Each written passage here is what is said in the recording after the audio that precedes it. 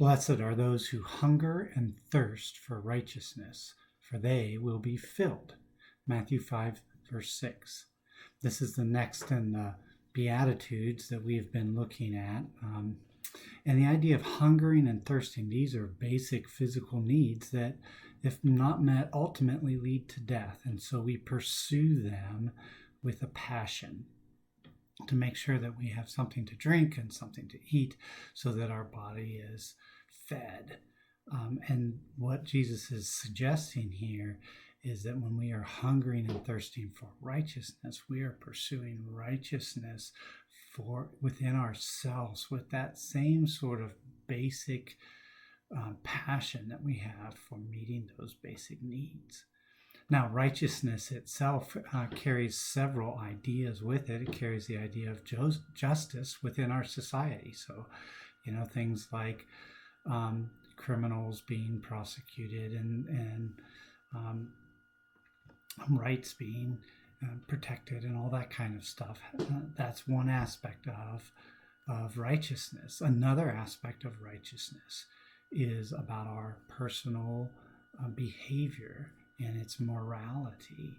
Morality is defined by God, not by something else. And so that's another aspect of righteousness. A third aspect of righteousness is the idea of relationships amongst people. So when we're talking about righteousness, the Bible describes several people as being a righteous person. And in most cases, there's some element of they treat others well. They build good relationships with people. And so righteousness is measured not just by our behavior with regards to self, but also our behavior with regards to other people.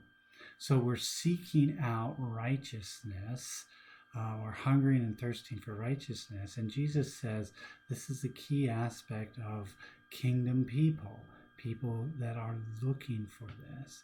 And he says that God will fill us or satisfy us.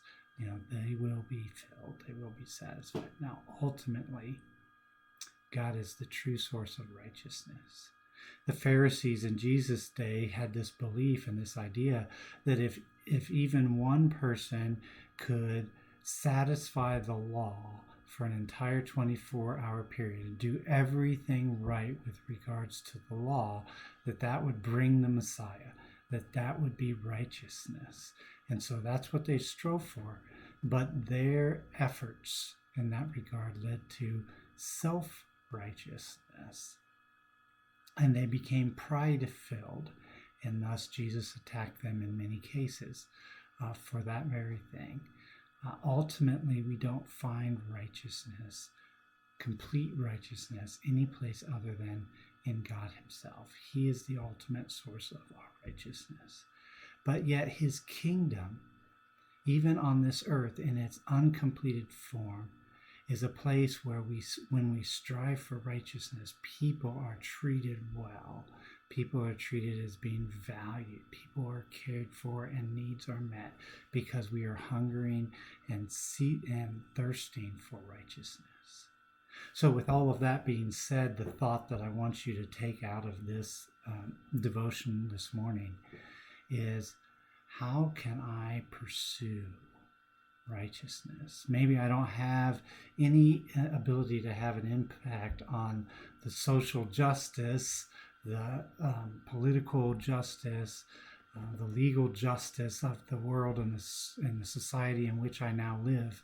But I do have the ability to change my personal righteousness, to live a life focused on moral rightness, not to be self-righteous or prideful, but to try to better represent the ideal that God has given us. This is what we are called to be as people, upright and righteous. So today, maybe we need to do some self-examination. What am I letting myself off the hook for? And saying, well, it's okay, it's just a little thing. Or maybe I need to be righteous about those things. Maybe there's some bigger things that I need to address as well. But to look deep and to determine, how can I hunger and thirst and chase after righteousness? Well, as you do that, may you have a blessed day today.